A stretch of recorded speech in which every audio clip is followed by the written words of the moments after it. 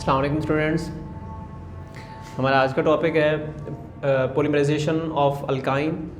Polymerisation का process हमने previous उसमें अल्कीन वाले पोर्शन में स्टडी किया था कि पॉलीमराइजेशन क्या चीज़ होती है।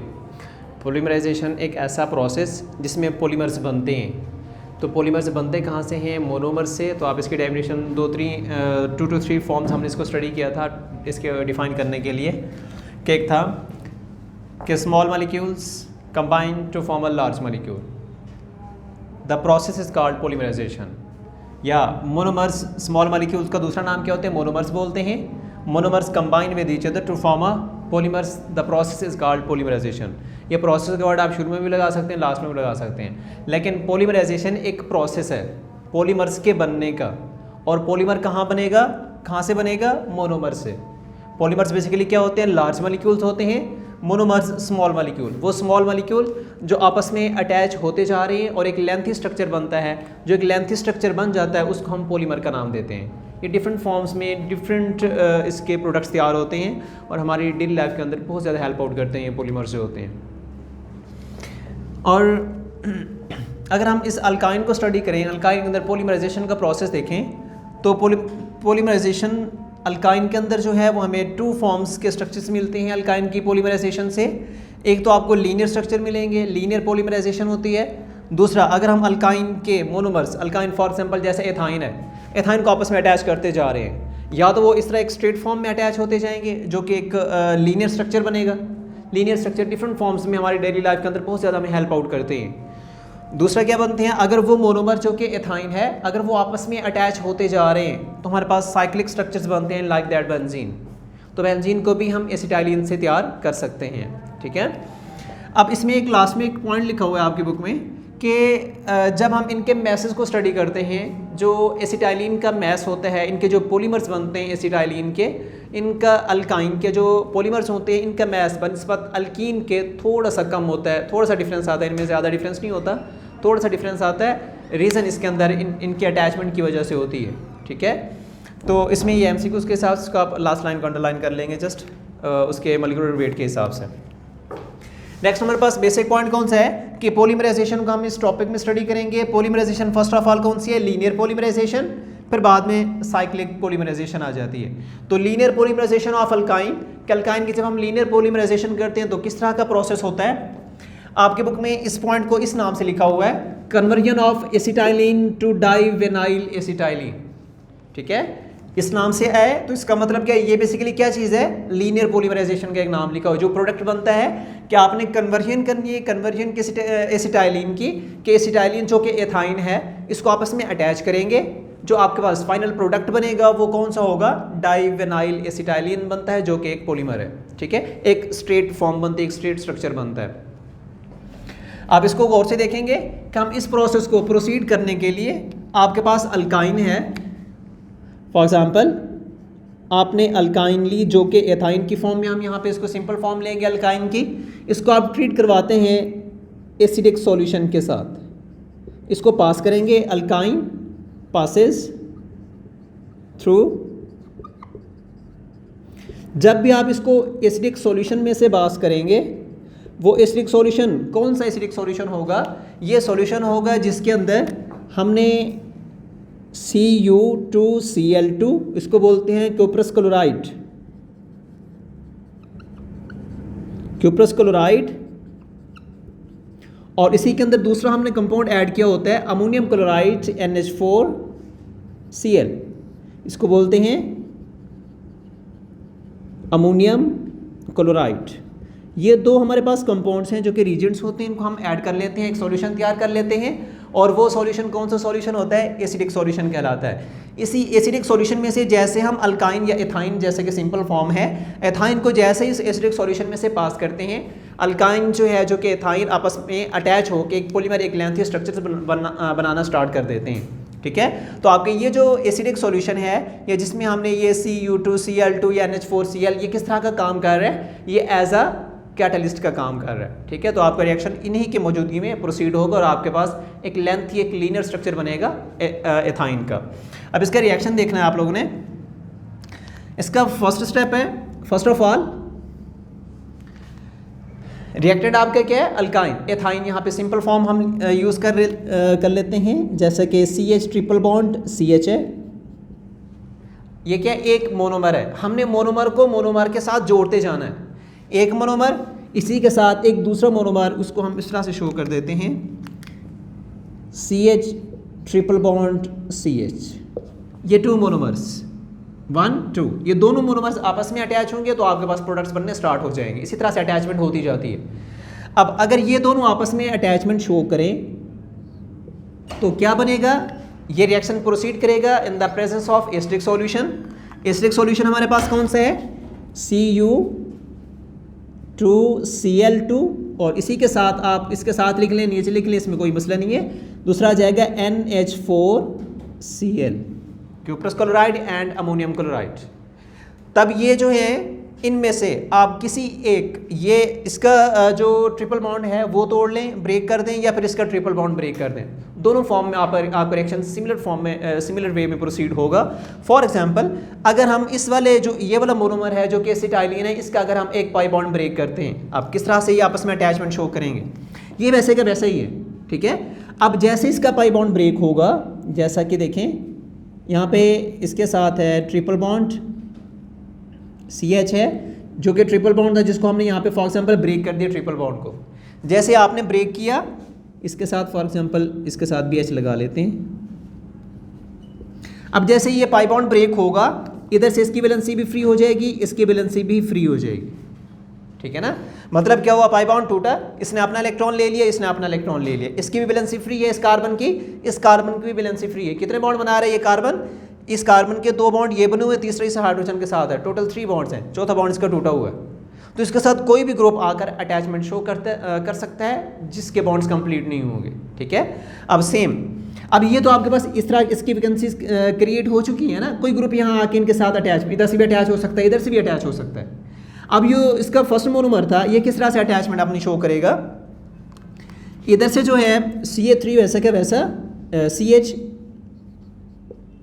अब इधर इसका पाई बॉन्ड ब्रेक नहीं होगा, इसके पाई बॉन्ड वैसे के वैसे रहते हैं, और इधर से जो इस कार्बन के साथ ये जो हाइड्रोजन एटम था ये यहाँ से हट जाता है, ठीक है। इस कार्बन से जैसे आप हाइड्रोजन एटम हटाएंगे तो हाइड्रोजन एटम कहाँ जाएगा, किसकी कमी को पूरा करेगा? आप देखें, सबसे पहले इसको देख लें, जैसे हाइड्रोजन हटा इसके पास वैलेंसी क्रिएट हो गई, इसके पास भी है भाई, तो ये दोनों आपस में एक दूसरे के साथ रिएक्ट करेंगे और आपस में एक बॉन्ड बना लेंगे। इस कार्बन ने, इस वाले कार्बन ने, इसका पाई बॉन्ड ब्रेक हुआ था, इसका यहाँ से हाइड्रोजन रिमूव होता है, ये वाला कार्बन इस वाले कार्बन के साथ दोनों मोनोमर्स आपस में अटैच हो जाते हैं। अब यहाँ से एक हाइड्रोजन एटम निकला था, वो हाइड्रोजन एटम कहाँ जाएगा? वहाँ जाएगा जहाँ उसको अटैच होने की जगह मिलेगी। कहाँ पे मिल रही है उसको? देखें, इसकी वैलेंसी कंप्लीट है, इसकी भी कंप्लीट है, इसकी भी कंप्लीट है, 4 बॉन्ड्स कंप्लीट है। ये वाला जो कार्बन है इसका एक बॉन्ड फ्री है, ठीक है। इसने 3 बॉन्ड्स बनाए हुए, चौथा बॉन्ड इसका कंप्लीट नहीं हुआ। जो हाइड्रोजन एटम यहाँ से निकलेगा वो इसके साथ जाकर अटैच हो जाएगा और ये आपके पास बन जाएगा CH2। बात क्या समझ आई? प्रोडक्ट क्या बनेगा? CH वैसा का वैसा आपने लगाना है यहाँ पे, CH ट्रिपल बॉन्ड कार्बन, इसके साथ वाला ये हाइड्रोजन रिमूव हो चुका है जो कि इस वाले कार्बन के पास चला गया, ये अटैच होगा अगले CH के साथ, अगले मोनोमर्स का CH है, इसके साथ अटैच हुआ, ठीक है ना।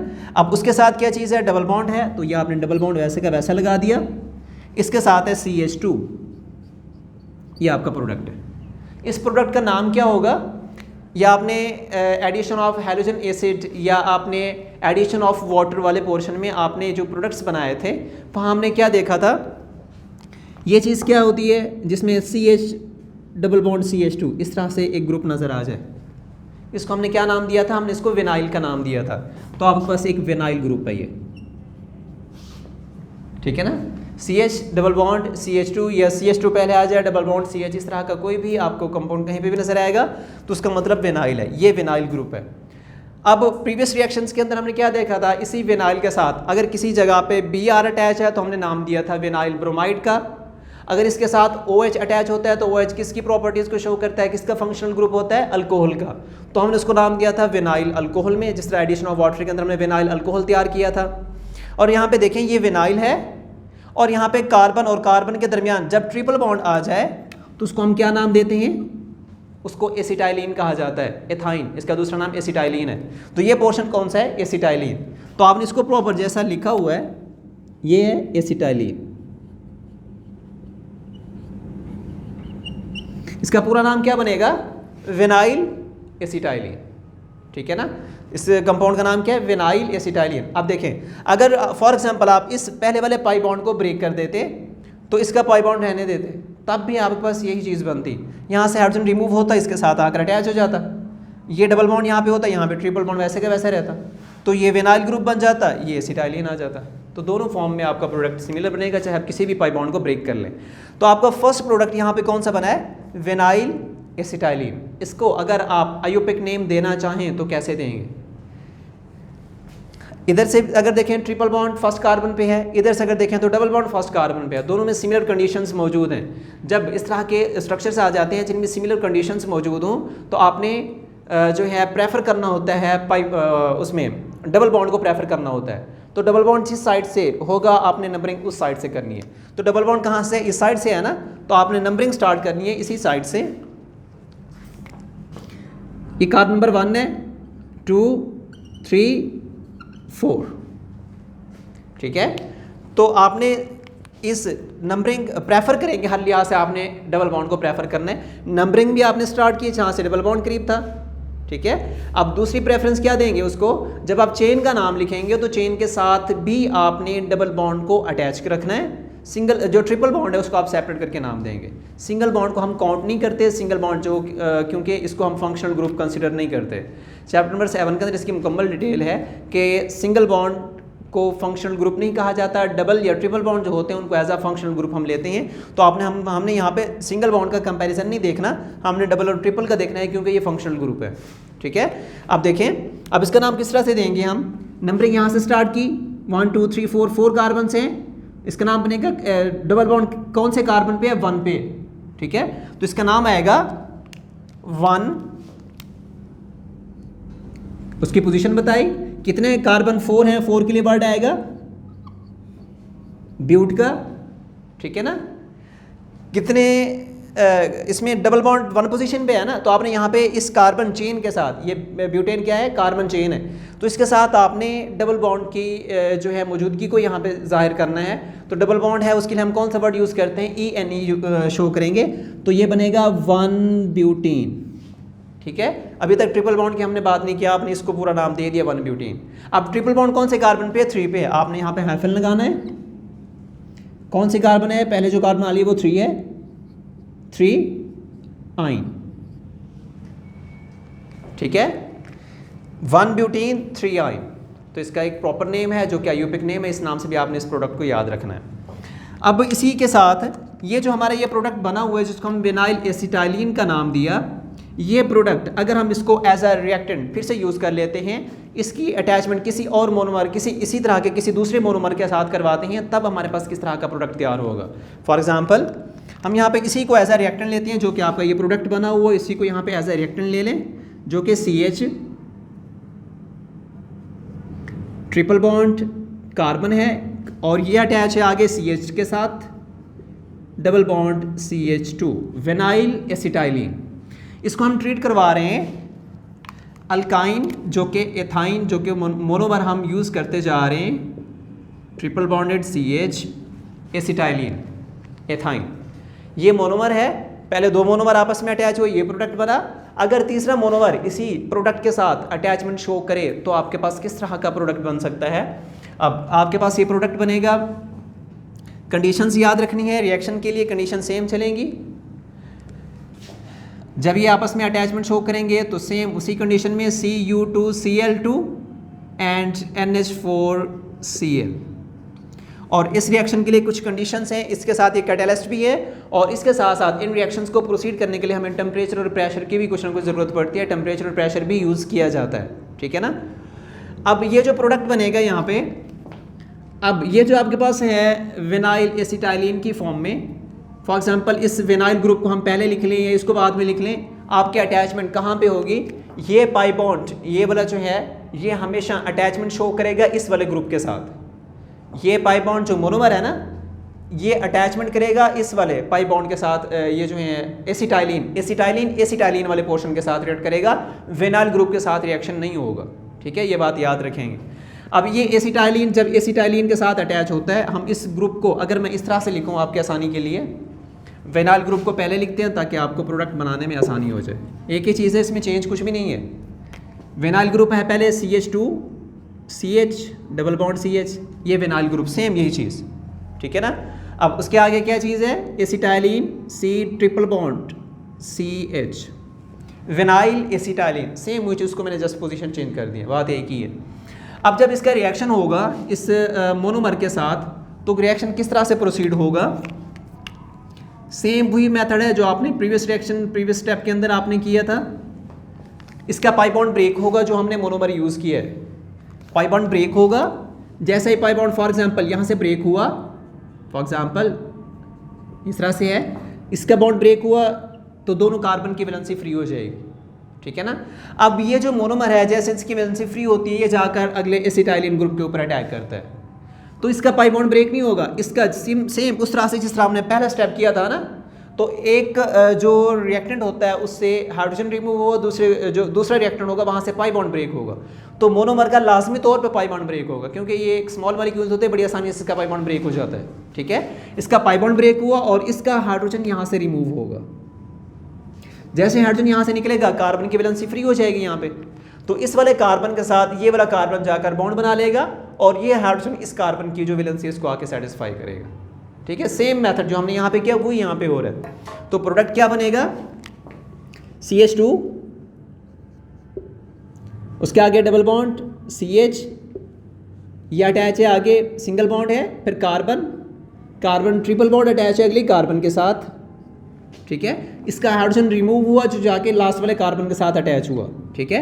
ये कार्बन अटैच होगी इस वाले मोनोमर के साथ, कार्बन के साथ CH, ठीक है। इसके दरमियान में ये डबल बॉन्ड है। अब ये CH था, जैसे ये हाइड्रोजन इसके साथ अटैच होगा ये बन जाएगा CH2,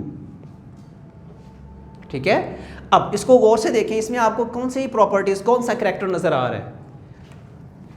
एक विनाइल ग्रुप आपके पास ये है, दूसरा विनाइल ग्रुप ये है, ठीक है। इस स्ट्रक्चर में दो विनाइल ग्रुप हैं, तो आप क्या नाम देंगे इसको, डाई विनाइल, ठीक है। दो विनाइल ग्रुप। सेंटर में कौन सा ग्रुप नजर आ रहा है, जब भी कार्बन के दरमियान ट्रिपल बॉन्ड होता है और कार्बन भी कितने हैं, दो कार्बन है, तो कौन सा ग्रुप होगा, एथाइन। आप इसका दूसरा जो नेम हम यूज़ कर रहे हैं एसिटाइलिन का, तो आप इसको प्रॉपर इस तरह से नाम देंगे, डाई विनाइल, इसका आगे नाम बनेगा एसिटाइलिन। ये आपका प्रोडक्ट है। और आपका इसका स्टेटमेंट क्या थी जो हमने स्टार्ट लिया था, conversion of acetylene to divinyl acetylene. अगर इस नाम से क्वेश्चन आता है, शॉर्ट क्वेश्चन, कि आपने कन्वर्जन करनी है एसिटाइलिन की जो आपस में अटैच होते जाते हैं, और आपका यहाँ पे प्रोडक्ट कौन सा बनेगा, डाइविनाइल एसिटाइलिन, यहाँ तक बना के आपने छोड़ देना है, ठीक है। ये आपका प्रोडक्ट है अकॉर्डिंग टू इस हेडिंग के। अगर इस हेडिंग से क्वेश्चन आएगा तो आपने यहाँ तक इसको बनाना है, और इसका प्रॉपर नेम लिखें। आईयूपीएक नेम क्या बनेगा, यहाँ से भी डबल बॉन्ड कार्बन नंबर 1 पे, यहाँ पे भी डबल बॉन्ड कार्बन नंबर 1 पे, तो आप नंबरिंग कहीं से भी स्टार्ट कर सकते हैं। फॉर एग्जांपल अगर मैं नंबरिंग इधर से स्टार्ट करूँ, 1 2 3 4 5 6, टोटल कार्बन जो हैं वो 6 हैं। डबल बॉन्ड कहाँ पे है, एक कार्बन नंबर 1 के ऊपर मौजूद है, एक कार्बन नंबर 5 के ऊपर मौजूद है, तो क्या बनेगा 1, 5, फिर हाइफन यूज़ करना है, बल्कि शायद इससे नज़र ना आए आप लोगों को, 1 5 हाइफन यूज़ करेंगे, क्योंकि जब लैंग्वेज चेंज होगी तो आपने हाइफन लगाना है। अगर एक ही लैंग्वेज में रहेंगे तो आपने कॉमा यूज़ करना है। 1 5 आपने दोनों का पोजीशन बता दी, क्या चीज़ है यहाँ पे, डबल बॉन्ड है, तो डबल बॉन्ड के लिए आपने यूज़ करना है। बल्कि इसमें कार्बन की स्ट्रेंथ बताया, पहले कार्बन की स्ट्रेंथ कितनी है, 6 है, तो 6 के लिए वर्ड होता है हेक्स का, ठीक है। हेक्सा ये प्रेजेंस है कार्बन एटम्स की, कितने कार्बन एटम है, 6 है, तो डबल बॉन्ड कितने थे, 2 थे, तो उसके लिए 2 के लिए डाई का वर्ड आ जाएगा। और डबल बॉन्ड की प्रेजेंस के लिए हम यूज़ करते हैं ENE, 1 5 हेक्सा डाईन, ENE। या आपने इसकी प्रॉपर एक लेंथ, कार्बन की लेंथ, एक चेन जितनी जिसके ऊपर मौजूद है वो, और हमने डबल बॉन्ड को यहाँ पे प्रॉपर बता दिया। अब बच गया यहाँ पे ट्रिपल बॉन्ड, तो ट्रिपल बॉन्ड किस कार्बन पे मौजूद है, कार्बन नंबर 3 पे मौजूद है। 1 5 हेक्सा डाईन, फिर आपने हाइफन यूज़ करना है, कौन सी पोजीशन है, 3, फिर हाइफन लगाना है, और ट्रिपल बॉन्ड के लिए यूज़ करेंगे यहाँ पे YNE, 1 5 हेक्साडाइन 3 आइन। तो ये आपको इसका प्रॉपर नेम बनेगा डाइविनाइल एसिटाइलिन का, ठीक है ना। अब ये क्वेश्चन अगर आता है इसी प्रोडक्ट के नाम से, देखें ये प्रोडक्ट है, ये एज अ खुद एक शॉर्ट क्वेश्चन है, ये प्रोडक्ट जो आपने बनाया ये एक एज अ खुद एक शॉर्ट क्वेश्चन है। For example, how will you prepare the vinyl acetylene from acetylene या अल्काइन, ठीक है ना। तो आपने यहाँ तक इसको बना के छोड़ देना, अगर स्टेप करने की ज़रूरत नहीं है। अगर क्वेश्चन आता है कि how will you prepare the divinyl acetylene from alkyne, तो आपने दोनों स्टेप्स करने हैं। पहले इसकी प्रॉपर थोड़ा सा इसका जो आइडिया है कि इसको किस तरह से पास किया जाता है, किस में से पास करते हैं, तो उसके कैटलिस्ट का ख्याल रखते हुए तो आपने इस रिएक्शन को प्रोसीड करना है और इसको यहाँ तक बना के छोड़ देना है, ठीक है ना। अगर क्वेश्चन आता है फॉर एग्जाम्पल इसी से, ये जो हमारे पास बना है ना डाइविनाइल एसिटाइलिन, इसी को अगर ये एक प्रोडक्ट यहाँ पे फाइनल हो जाता है। अगर जो आपके पास ये प्रोडक्ट्स बने हैं इनमें से फर्स्ट प्रोडक्ट जो बना था जिसको हमने विनाइल एसिटाइलिन का नाम दिया था, अगर इस फर्स्ट प्रोडक्ट को बजाय किसी अदर एसिटाइलिन के साथ ट्रीट कराने के अगर आप इसी प्रोडक्ट को ट्रीट करवाते हैं कॉन्सनट्रेटेड HCl के साथ, तो आपका जो प्रोडक्ट बनेगा वो ये वाला प्रोडक्ट नहीं होगा। जब आपने रीजेंट चेंज किया ना तो आपके पास प्रोडक्ट चेंज हो जाएगा। फॉर एग्जाम्पल इसी स्टेप्स को, ये वाला जो स्टेप यहाँ पे किया हुआ है ना, इसको हम चेंज कर रहे हैं। यहाँ पे हमने विनाइल एसिटाइलिन को रिएक्ट करवाया अल्काइन के साथ, ठीक है ना। मोनोमर जो था वो हमने अल्काइन ले लिया, जो प्रोडक्ट बना वो डाइविनाइल एसिटाइलिन है। अगर हम इसी मोनोमर को, यही जो हमारे पास फर्स्ट प्रोडक्ट बना था, इसी को हम यहाँ पे एज अ रिएक्टेंट लेंगे, बजाय इस अल्काइन के हम इसका रिएक्शन करवाते हैं कॉन्सनट्रेटेड HCl के साथ, तो देखें क्या चीज़ बनेगी हमारे पास। ये लैब्स के अंदर इस तरह से प्रैक्टिकल किए जाते हैं, रिएक्शंस किए जाते हैं, इस तरह से चीज़ें बनाई जाती हैं, ठीक है ना। अब नेक्स्ट है इसी से रिलेटेड, आपका रिएक्टेंट क्या होगा, यही वाला रिएक्टेंट है vinyl acetylene CH2 double bond CH, vinyl group आ गया, ठीक है ना। साथ एसिटाइलिन है, कार्बन है ट्रिपल बॉन्डेड, आपने साथ इसके CH लगा देना है, कार्बन विनाइल एसिटाइलिन। अब आपने इसको ट्रीट करवाना है, बजाय इस ग्रुप के यहाँ पे आप यूज़ करेंगे कॉन्सनट्रेटेड फॉर्म में, आपके पास कॉन्सनट्रेटेड HCl होना चाहिए। एक होता है डाइल्यूट HCl, एक होता है कॉन्सनट्रेटेड। कॉन्सनट्रेटेड का मतलब जिसमें वाटर की मिकदार कम हो और HCl जो है उसकी कॉन्सनट्रेशन ज़्यादा हो, तो वो होता है कॉन्सनट्रेटेड होता है। डाइल्यूट का मतलब अगर आपने सॉल्यूशन तैयार किया जिसमें वाटर की कॉन्सनट्रेशन अगर ज़्यादा होगी, HCl की कॉन्सनट्रेशन कम होगी, तो वो डाइल्यूट होगा। डाइल्यूट का मतलब होता है पतला, उसमें वाटर ज़्यादा हो फिर वो डाइल्यूट फॉर्म में आ जाता है। जब आप इसका रिएक्शन करेंगे, अब देखें रिएक्शन होगा इसी एसिटाइलिन ग्रुप के साथ। यहाँ पे भी रिएक्शन कहाँ पे हुआ था, एसिटाइलिन के साथ हुआ था। यहाँ पे हम एसिटाइलिन के साथ ही रिएक्शन करेंगे।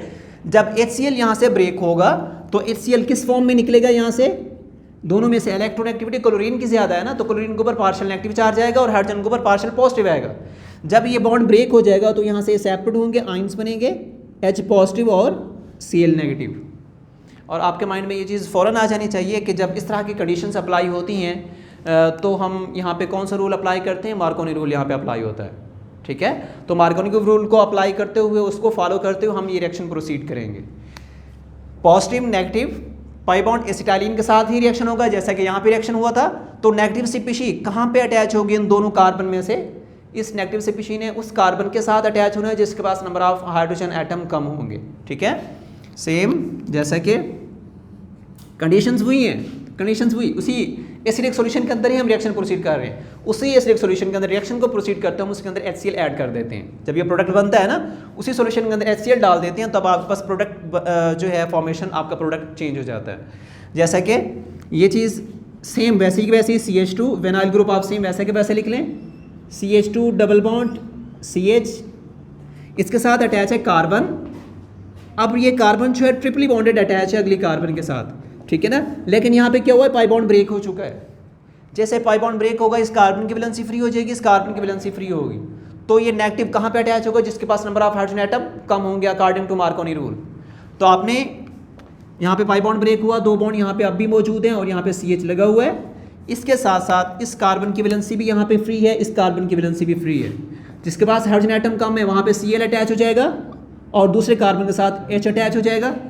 इस अटैच को अगर आप, इस H को अगर आप इकट्ठा करके लिखें तो क्या बनेगा, CH की बजाय यहाँ पे बन जाएगा CH2, ठीक है ना। अब ये जो प्रोडक्ट बना हुआ है, इस प्रोडक्ट का नाम इसको बोलते हैं हम क्लोरोप्रीन,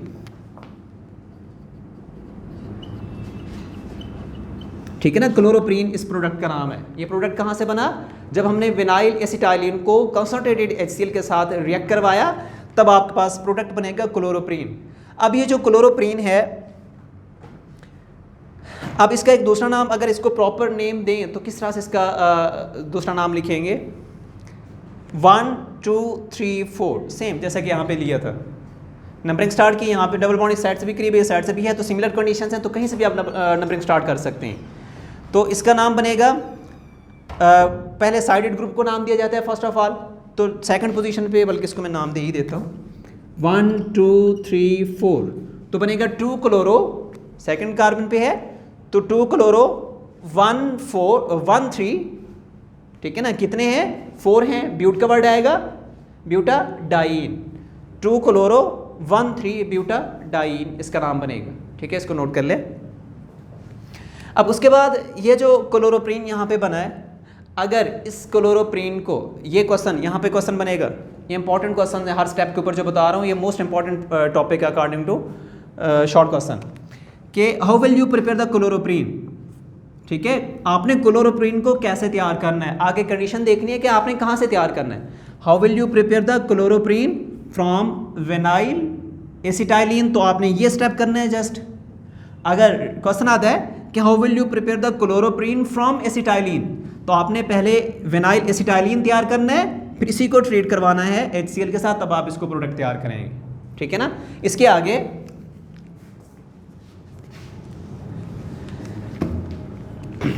ये जो क्लोरोप्रीन यहाँ पे हमने तैयार किया, अगर यही क्लोरोप्रीन आपस में अटैच होते जाएं, एक क्लोरोप्रीन का मोनोमर है, दूसरा मोनोमर क्लोरोप्रीन का आता है, अगर ये क्लोरोप्रीन आपस में अटैचमेंट शो करके एक पॉलीमर तैयार करते हैं, पॉलीमर तैयार होता है इनके आपस में अटैचमेंट से, तब आपके पास जो प्रोडक्ट बनेगा उसको क्या बोलेंगे? यहाँ पे देखें, क्लोरोप्रीन, एक क्लोरोप्रीन इसी तरह के डिफरेंट क्लोरोप्रीन्स आपस में आके अटैचमेंट शो करेंगे, तो आपके पास जो प्रोडक्ट बनेगा उसको हम बोलेंगे नियोप्रीन, ठीक है। और प्रोसेस कौन सा होगा? ये पॉलीमराइजेशन का प्रोसेस होगा। पॉलीमराइजेशन से क्लोरोप्रीन आपस में अटैच होके एक प्रोडक्ट तैयार कर रहे हैं जिसको हम नियोप्रीन बोल रहे हैं। तो neoprene is the polymer of chloroprene, ठीक है। अब इस नियोप्रीन जो है, इसका एक दूसरा नाम है जिसको हम डेली लाइफ के अंदर जिस तरह से इस्तेमाल करते हैं, इसको बोलते हैं सिंथेटिक रबर। जो हम रबर इस्तेमाल करते हैं, ठीक है ना, वो रबर, एक तो रबर प्लांट होते हैं जो वहाँ से हासिल की जाती है, वो नेचुरली होती है, उसकी बात नहीं कर रहे। दूसरी रबर हम डेली लाइफ के अंदर इसका बहुत ज़्यादा इस्तेमाल करते हैं, लैब्स के अंदर तैयार की जाती है, इंडस्ट्रीज़ के अंदर ये तैयार होती हैं। तो इसको कहाँ से तैयार किया जाता है? इनका सोर्स कौन है? एसिटाइलिन है। एसिटाइलिन, विनाइल एसिटाइलिन, क्लोरोप्रीन, फिर सिंथेटिक रबर, ठीक है। क्वेश्चन को समझना है आपने कि क्वेश्चन किस तरह से आपसे किया गया है। How will you prepare the synthetic rubber, अगर इतना आ जाए just, what is synthetic rubber, या how will you prepare the synthetic rubber, तो सिंथेटिक रबर को आपने, अगर इस तरह से जस्ट क्वेश्चन आता है, कोई कंडीशन नहीं दी होती, तो आप इसको स्टार्ट से लेंगे। एसिटाइलिन आपस में रिएक्ट करवाया, विनाइल एसिटाइलिन, उसको ट्रीट करवाया HCl के साथ, क्लोरोप्रीन, क्लोरोप्रीन से फिर आपने सिंथेटिक रबर तैयार किए। अगर क्वेश्चन आता है कि how will you prepare the synthetic rubber या नियोप्रीन फ्रॉम क्लोरोप्रीन, तो पिछले रिएक्शंस करने की जरूरत नहीं है, तो आपने इसी को प्रोसीड करके इसका प्रोडक्ट तैयार कर देना, ठीक है ना। और एक MCQs आता है कि जो नियोप्रीन है, तो इसका अगर आपसे पूछा जाए, पॉलीमर पूछा जाए, तो इसका पॉलीमर कौन सा होगा? तो देखें, या इसका मोनोमर या इसका पॉलीमर जो बनेगा, आगे स्ट्रक्चर्स होते हैं, ये जो क्लोरोप्रीन है आपस में अटैच होकर जो नियोप्रीन्स बना रहे हैं, तो नियोप्रीन का स्ट्रक्चर क्या होगा, किस तरह से आपस में अटैच होकर एक पॉलीमर बनाते हैं, तो इस चीज़ को देख लें। इसका जस्ट मैं स्ट्रक्चर यहाँ पे ड्रॉ कर रहा हूँ। नियोप्रीन जो है, अब देखें क्लोरोप्रीन क्या चीज़ है, ये सामने स्ट्रक्चर बना हुआ है। अब इसको बल्कि यहाँ पे पहले लिख लेते हैं, क्लोरोप्रीन, ये आपके पास CH2 डबल बॉन्ड CH, उसके बाद बॉन्ड है ट्रिपल बॉन्ड, यहाँ पे आ जाएगा CH2 और इसके साथ अटैच है क्लोरीन, ये है क्लोरोप्रीन, ठीक है ना। अब अटैचमेंट किस तरह से होती है, ये दोनों पाई बॉन्ड्स, इसके अंदर पाई बॉन्ड जो है, इसके 2 इलेक्ट्रॉन्स हैं एक बॉन्ड में, और यहाँ पे जो पाई बॉन्ड है इसके अंदर भी एक इलेक्ट्रॉन, एक बॉन्ड के अंदर 2 इलेक्ट्रॉन्स हैं। अब ये दोनों कार्बन क्या करते हैं, आपने अपने इलेक्ट्रॉन की शेयरिंग यहाँ से ख़त्म करके ये दोनों आपस में कर लेते हैं, देखें, अगर एक इलेक्ट्रॉन की शिफ्टिंग का बताना हो तो हाफ हेडेड एरो यूज़ किया जाता है, अगर दोनों इलेक्ट्रॉन्स की शिफ्टिंग का बताना हो तो कंप्लीट एरो शो करते हैं। तो यहाँ पे एक इलेक्ट्रॉन इस कार्बन का इसके साथ, दूसरा इलेक्ट्रॉन इस वाले कार्बन का इसके साथ। अब देखें यहाँ पे हाफ हेडेड एरो हैं, मतलब एक इलेक्ट्रॉन यहाँ से आया, एक इलेक्ट्रॉन की मूवमेंट का बता रहे हैं तो आपने हाफ हेडेड एरो यूज़ करने हैं। ठीक है, तो एक इलेक्ट्रॉन ये कहाँ जाएगा, इस वाले कार्बन के साथ, इसकी वैलेंसी को फ्री कर देगा। ये वाला कार्बन इस कार्बन के, ये वाला इलेक्ट्रॉन इस कार्बन के पास जाएगा, इसकी वैलेंसी को फ्री कर देगा। तो आपके पास स्ट्रक्चर फाइनल जो बनेगा, जो कि हम नियोप्रीन की बात कर रहे हैं, वो क्या चीज़ होगी, सेम यही चीज़, CH2 बॉन्ड ब्रेक हुआ है, पाई बॉन्ड CH, आगे यहाँ पे सिंगल बॉन्ड था, लेकिन इन दो कार्बन ने अपना अपना इलेक्ट्रॉन आगे वाले कार्बन से शेयरिंग को ख़त्म करके आपस में शेयर करके यहाँ पे डबल बॉन्ड बना दिए। ठीक है, तो यहाँ पे क्या आ जाएगा, आगे इसके कार्बन है और कार्बन के साथ ये डबल बॉन्ड यहाँ से ब्रेक हुआ, यहाँ पे आएगा CH2 और इस कार्बन के साथ यहाँ पे अटैच है Cl, जैसा कि यहाँ पे लगा हुआ है। अब इस कार्बन की वैलेंसी, इसका जो इलेक्ट्रॉन था वो यहाँ पे आया बॉन्ड फ्री, इसका बॉन्ड आगे मौजूद है बॉन्ड फ्री। इसी तरह की अगर और एक क्लोरोप्रीन का स्ट्रक्चर आता है, वो इधर से भी अटैच हो सकता है, वो इधर से भी अटैच हो सकता है, तो इस तरह से आपके पास एक पॉलीमर इस तरह से बनता जाएगा। ठीक है ना, तो अगर हम इस तरह से कहें, फॉर एग्जांपल ये n नंबर ऑफ मोनोमर थे जो कि क्लोरोप्रीन थे, और आपके पास ये जो पॉलीमर बनेगा ये भी n नंबर ऑफ पॉलीमर होगा, तो आपके पास इसको बोलेंगे नियोप्रीन। ये नियोप्रीन का स्ट्रक्चर फॉर्मूला है। ठीक है, इस तरह से आपस में अटैचमेंट शो करेंगे, मोनोमर है उसका, नियोप्रीन का। अब उसके बाद नेक्स्ट हमारा जो टॉपिक है वो है साइक्लिक पॉलीमराइजेशन ऑफ अल्काइन। ये था लीनियर था, अब साइक्लिक का सिंपल सा स्ट्रक्चर है उसका, यहाँ से देख लें उसको।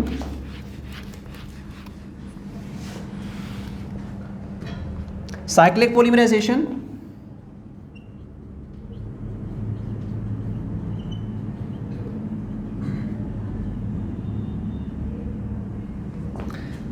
अब ये जो अल्काइन है इसके मोनोमर्स सेम उसी हिसाब से, जैसा कि यहाँ पे हमने कहा कि मोनोमर्स आपस में अटैच होते हैं ना, वो अगर अटैचमेंट लीनियर फॉर्म में हो रही है तो आपके पास एक लीनियर स्ट्रक्चर्स बनेंगे। अगर जो आपका मोनोमर्स हैं जो कि एसिटाइलिन है, वो आपने आपको इस तरह साइक्लिक फॉर्म में अरेंज कर लेते हैं, तब आपके पास प्रोडक्ट्स किस तरह से बनते हैं। देखें, ये जो साइक्लिक फॉर्म में स्ट्रक्चर फॉर्मेशन का प्रोसेस है ना, इसके लिए एक तो हाई टेम्परेचर रिक्वायर होता है, और जो एसिटाइलिन है इस प्रोसेस में, एसिटाइलिन जिसको हम एज अ मोनोमर यहाँ पे ले रहे हैं, इसको पास करेंगे कॉपर ट्यूब में से,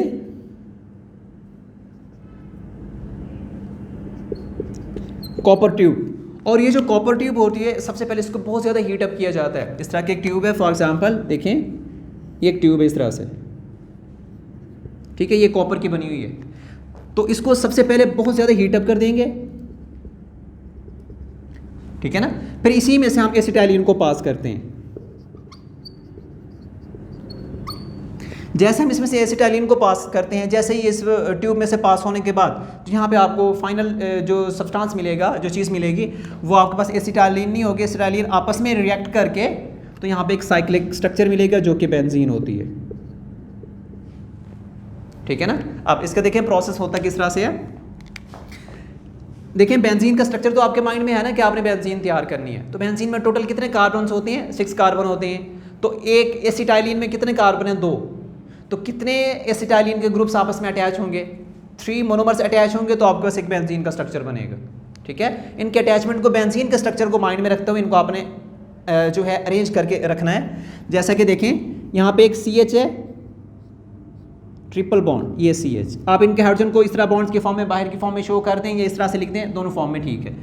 अब इसी के नीचे बेंजीन ये बना दिया ये वाली साइड, अब एक साइड को आप छोड़ दें तो दूसरी आपने यहाँ पे एक कार्बन लगानी है इसी के नीचे, बिल्कुल यहाँ पे आपने एक ट्रिपल बॉन्ड शो कर दें। ठीक है, दूसरा कहाँ पे करेंगे, इस कार्बन के सामने यहाँ पे शो कर दें, बल्कि इसको थोड़ा सा चेंज करते हैं, एक एसिटाइलिन, दूसरा एसिटाइलिन, 2 मोनोमर, तीसरा मोनोमर आप यहाँ पे यूज़ करें, इसी के सामने एक कार्बन एसिटाइलिन बना लें प्रॉपर, दूसरा कार्बन आपको यहाँ पे लगाना पड़ेगा एक प्रॉपर स्ट्रक्चर बनाने के लिए। ठीक है ना, अब देखें, यहाँ से पाई बॉन्ड एक ब्रेक होगा यहाँ से, ठीक है, ये कहाँ चला जाएगा, ये वाला जो पाई बॉन्ड था ये यहाँ से शिफ्ट होकर इन दोनों के दरमियान में आ जाएगा, यहाँ से ख़त्म हो जाएगा, और ये कहाँ पे चला जाएगा, इन दोनों कार्बन के दरमियान में एक प्रॉपर एक बॉन्ड बना देगा यहाँ पे। ठीक है, ये वाला पाई बॉन्ड यहाँ से ब्रेक हुआ जो जहाँ पे था, ये कहाँ पे चला जाएगा, इन दो कार्बन्स के दरमियान में आ जाएगा, ठीक है ना। ये वाला पाई बॉन्ड जो यहाँ पे मौजूद है ये ब्रेक होगा और ये इन दोनों कार्बन्स के दरमियान में चला जाएगा, ठीक है ना। तो इस तरह से जस्ट एरो यहाँ पे रिएक्टेंट्स के अंदर बताएंगे, प्रोडक्ट के अंदर आपने प्रॉपर एक बेंजीन को बना देना है। तो इस तरह से पाई बॉन्ड यहाँ से टूटेगा और इन दोनों कार्बन के दरमियान में आएगा, इधर से पाई बॉन्ड टूटेगा यहाँ पे कार्बन के दरमियान में आएगा। तो इसका क्वेश्चन यहाँ पे नोट करें, ये क्वेश्चन बनेगा how will you convert the acetylene into benzene. Important short question है ये, how will you convert the acetylene, ये एसिटाइलिन है, इनटू बेंजीन, कि आप इसको बेंजीन में कैसे कन्वर्ट करेंगे। और इसके ऊपर एमसीक्यूज आते हैं कि the process in which acetylene is converted into benzene from red hot tube. Red hot tube का मतलब रेड हॉट कॉपर ट्यूब है हमारे पास, कॉपर की एक ट्यूब है जिसमें से हम इसमें से पास करेंगे, आपके पास बेंजीन बनेगी, ठीक है ना। तो अगर रेड हॉट कॉपर ट्यूब के नाम से आता है क्वेश्चन, तब भी इसका मतलब क्या, आप क्या चीज़ बना रहे हैं, बेंजीन को तैयार कर रहे हैं, ठीक है। तो क्वेश्चन, शॉर्ट क्वेश्चन क्या है, how will you convert the acetylene into benzene, ये एक शॉर्ट क्वेश्चन आता है। या कन्वर्जन के नाम से भी क्वेश्चन आ सकता है, कन्वर्जन ऑफ, यहाँ पे आपकी बुक में हेडिंग है conversion of acetylene into benzene, उस हिसाब से भी आपसे पूछा जा सकता है।